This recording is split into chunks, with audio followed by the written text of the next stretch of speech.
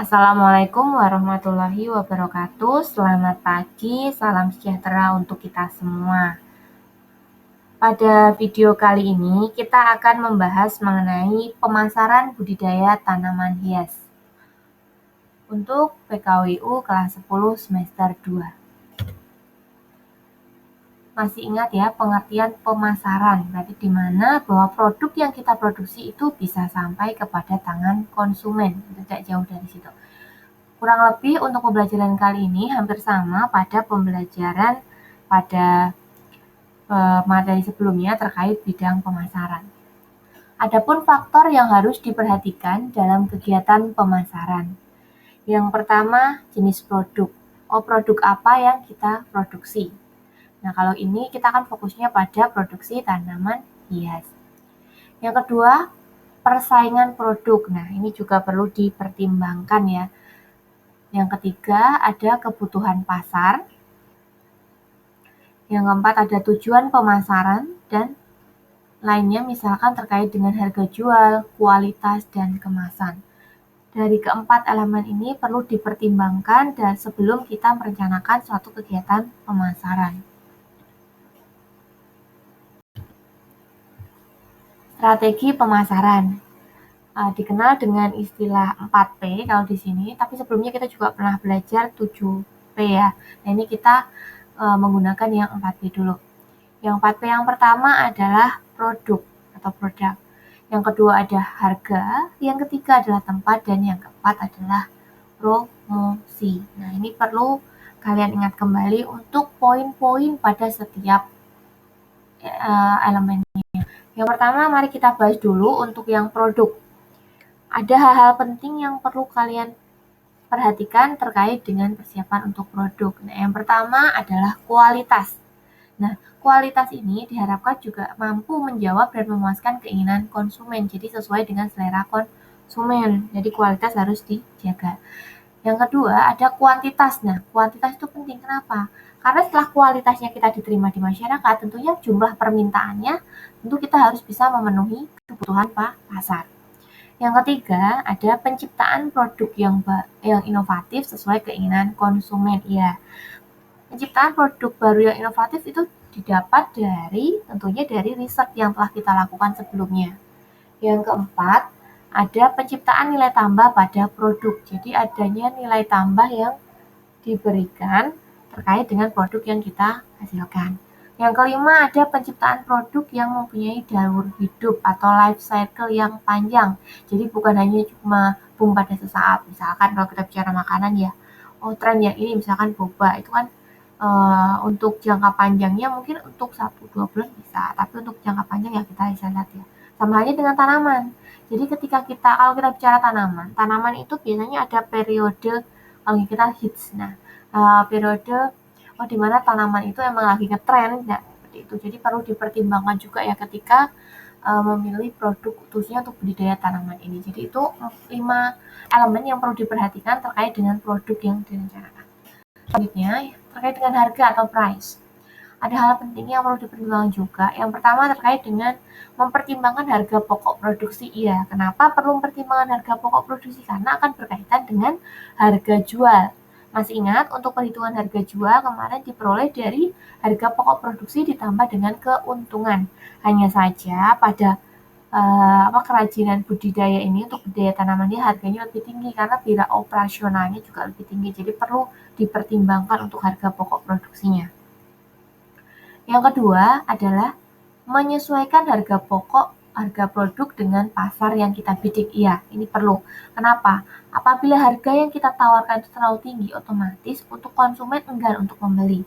Jadi kita harus buat perbandingan atau untuk harganya itu bisa bersaing dengan produk yang sejenis.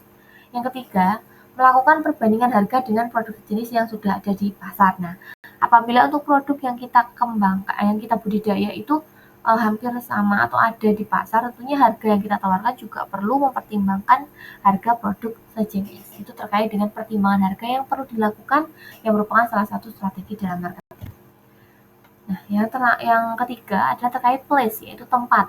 Ada beberapa hal yang perlu diperhatikan. Yang pertama, Lokasi penjualan sebaiknya yang mudah dijangkau konsumen. Iya, kalau kita bicara untuk sebelum pandemi ya, otomatis kita harus bisa memilih lokasi-lokasi penjual yang strategis untuk produk kita. Tapi kalau misalkan pandemi, kita juga bisa beralih untuk place-nya bukan hanya online offline, tapi juga online melalui e-commerce, sosial media. Yang kedua, lokasi penjualan yang memiliki fasilitas yang memuaskan konsumen. Ya, tentu perlu diperhatikan ya, apabila lokasi penjualnya tentu juga menyediakan fasilitas yang digunakan untuk konsumen. Misalkan apa? Kalau misalkan kalau pandemi ini kan protokol kesehatan juga perlu ya dilakukan. Nah, itu salah satu juga perlu. Kemudian selain itu mungkin ada fasilitas-fasilitas terkait tentang video-video atau video-video untuk budidaya tanaman, buku-buku tentang ilmu untuk budidaya tanaman seperti itu. Jadi ketika ada konsumen datang ke lokasi kalian, lokasi penjualan itu juga merasa nyaman. Yang ketiga adalah lokasi yang punya nilai tambah. Nah, misalkan apa? Nah, ada arena anak bermain, suasana belanja, bertamasya, konsep one stop shopping. Ini maksudnya gimana? Jadi ada satu tempat tetapi ada segala fasilitas. Jadi misalkan kita hanya budidaya, emang kita menjual tanaman hias. Tetapi kita bisa menciptakan suatu tempat yang mana itu bisa terkonsep, kita di sini bisa belanja tanaman hias, tapi kita juga bisa berbelanja yang lain. Tentunya konsumen akan bisa kembali lagi ke tempat kita. Itu yang terkait dengan tempat. Selanjutnya adalah promotion atau promosi. Nah, untuk promosi sendiri, ada beberapa saluran promosi yang bisa kita gunakan. Nah, tujuannya untuk apa sih kita melakukan promosi? Ya, tentunya untuk meningkatkan penjualan produk. Nah, sehingga kalau terjadi penjualan produk yang meningkat, otomatis pendapatan meningkat. Nah, untuk pemasaran sendiri atau promosi sendiri bisa melalui media sosial, blog, ataupun website maupun media lainnya. Selain itu juga bisa dilakukan dengan mengikuti bazar-bazar yang banyak dilakukan di berbagai instansi atau organisasi di lingkungan sekitar, atau mungkin ada event-event tertentu bisa ikut berpartisipasi. Itu yang terkait dengan promosi. Nah, selanjutnya jenis pemasaran produk. Bentuk pemasaran bisa secara langsung dan tidak langsung. Tentunya disesuaikan dengan kebutuhan dan kondisi. Kalau misalkan ini pada pandemi ya, kalau kita bicara kondisi ya berarti untuk sekarang kan dia galakan untuk tidak mengurangi untuk orang berkerumun. Jadi misalkan pembelian yang dulunya offline juga bisa dilakukan secara online. Atau mungkin jasa paket antar. Selanjutnya, pemasaran langsung itu memiliki pengertian, yaitu apa? Sistem pemasaran interaktif yang menggunakan satu atau lebih media iklan untuk menghasilkan tanggapan dan atau transaksi yang dapat diukur pada suatu lokasi. Pemasaran langsung itu biasanya menggunakan saluran langsung ke konsumen atau istilahnya consumer direct, yaitu untuk dapat menjangkau atau menyerahkan barang ataupun jasa kepada pelanggan tanpa melalui perantara pemasaran. Itu yang dinamakan penjualan langsung atau pemasaran langsung. Selanjutnya, untuk saluran pemasaran secara langsung itu dapat dilakukan melalui kegiatan-kegiatan berikut ini. Yang pertama, penjualan tatap muka. Nah, ini berarti door to door ya, atau kunjungan penjual ke lapangan. Kemudian yang kedua, pemasaran melalui surat langsung. Jadi untuk surat itu sudah ditujukan kepada seseorang dan dialamatkan pada orang tersebut dengan bertujuan orang tersebut itu dapat tertarik dengan produk yang kita produksi. Yang ketiga ada pemasaran melalui katalog. Nah, jadi ketika perusahaan mengirimkan satu atau lebih katalog produk kepada penerima yang terpilih. Jadi kurang lebih hampir sama dengan surat langsung, akan tetapi untuk katalog sendiri tentunya isinya itu tidak hanya satu jenis tanaman, ada beberapa jenis tanaman yang bisa ditawarkan kepada konsumen. Yang keempat melalui telemarketing, yaitu penggunaan operator telepon untuk pelanggan baru untuk berkontak dengan penjual yang ada guna mengetahui dengan pasti level kepuasan pelanggan dan untuk mengambil pesanan. Intinya melalui operator telepon ya untuk telemarketing. Kemudian yang kelima, melalui media tanggapan langsung lainnya. 3 cara TV dapat mempromosikan penjualan langsung. Misalkan iklan tanggap langsung. Nah, misalkan kalau kalian pernah melihat televisi, nah itu kan ada iklan. Ada yang iklankan, kemudian ada nomor telepon. Nah, itu salah satu iklan tanggapan langsung. Kemudian saluran belanja di rumah, nah ini bisa juga. Yang ketiga ada video TXT, TV interaktif. Gitu. Yang keenam adalah pemasaran melalui kios. Kalau ini offline ya, Kalau misalkan untuk corona ini atau coronavirus ini belum bisa, tapi untuk sekarang kan udah banyak ya, udah dibuka untuk toko-tokonya seperti itu. Yang ketujuh adalah saluran online. Iya, saluran online sangat banyak sekali ya, misalkan media sosial yang bisa digunakan untuk melakukan kegiatan promosi. Selain itu juga ada banyak platform e-commerce yang bisa kita pilih apabila kita hendak melakukan penjualan. Sehingga produk yang kita jual itu dapat dijangkau secara mudah oleh konsumen tanpa harus keluar dari rumah. Jadi tinggal memperhatikan untuk website. Selain itu, nah, kemudian ada media lain untuk melakukan kegiatan promosi, misalkan ada pertemuan rutin, misalkan acara yang paling kecil, misalkan di RT RW atau kompleks perumahan. Nah, itu juga bisa kita gunakan sebagai sarana untuk promosi tanaman hias yang kita produksi.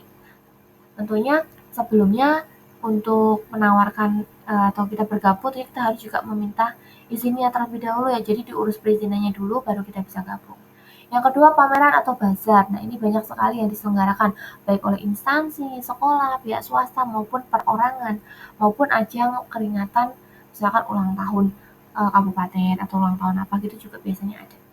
Nah, ajang ini digunakan untuk sebagai media promosi tanaman hias yang baik.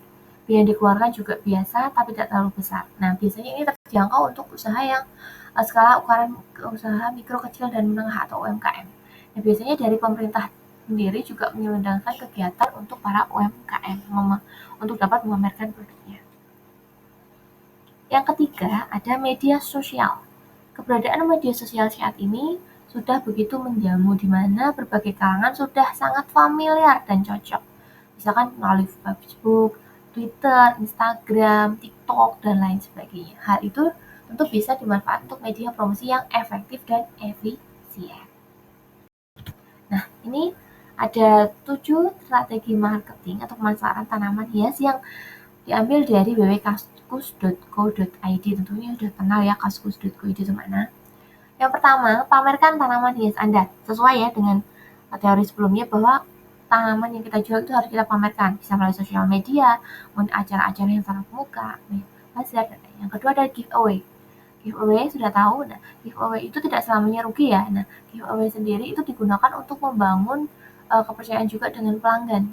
Jadi kita bisa memberikan hadiah bagi pelanggan yang misalkan dia dengan misalkan selalu beli di toko kita, itu kita giveaway, ataupun misalkan enggak, kita juga bisa untuk meningkatkan penjualan kita itu dengan acara giveaway. Yang ketiga ada endorse.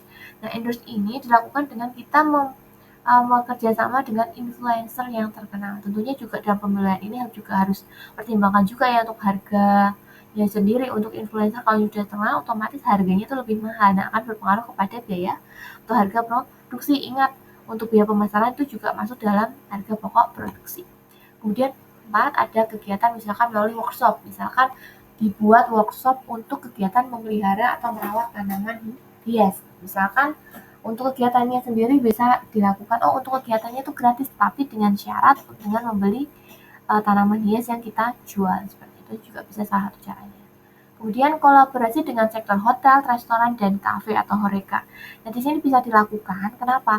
Karena untuk hotel, restoran, dan kafe itu membutuhkan tanaman hias. Nah, otomatis kita juga bisa masukkan atau melakukan atau mengajukan kerjasama terhadap pihak hotel, restoran, maupun kafe. Selain itu, untuk acara misalkan acara lamaran, kemudian acara pertemuan atau acara perpisahan, tentunya juga membutuhkan tanaman hias. Jadi tanaman hias itu bisa kita hanya jual atau kan kita sewa. Gitu. Ya, karena ada varian yang update. Nah, ini penting bagi kita yang melakukan usaha di budidaya tanaman hias. Kita harus tahu mana tanaman yang sedang tren atau sedang hits, yang sedang digemari oleh konsumen, karena ini perlu sekali. Karena untuk rentang waktu hidup tanaman sendiri pun itu juga tidak selamanya, jadi ada periodenya. Yang ketujuh, komunitas. Nah, ini sama halnya dengan sebelumnya, misalkan kita bisa melalui kegiatan bazar, sehingga kan kita selain itu juga kita bisa bergabung melalui komunitas tanaman. Nah, itu adalah kesempatan untuk kita bisa bergabung dan memperkenalkan tanaman yang kita jual. Nah, itu 7 strategi marketing dari kaskus.co.id. Nah, selanjutnya sekian untuk penjelasan mengenai materi pemasaran tanaman budidaya tanaman hias ya. Apabila ada pertanyaan, silakan tinggalkan di kolom komentar. Setelah ini, jangan lupa untuk mengerjakan post-test karena itu sebagai bukti kehadiran. Untuk agenda minggu depan akan Ibu rencanakan diadakan ulangan harian yang kedua. Untuk materinya, materi yang sudah Ibu ajarkan ya, setelah PTS. Jadi itu untuk materinya. Semoga lancar dan semoga bermanfaat ya apa yang Ibu sampaikan. Sekian dan terima kasih. Wassalamualaikum warahmatullahi wabarakatuh.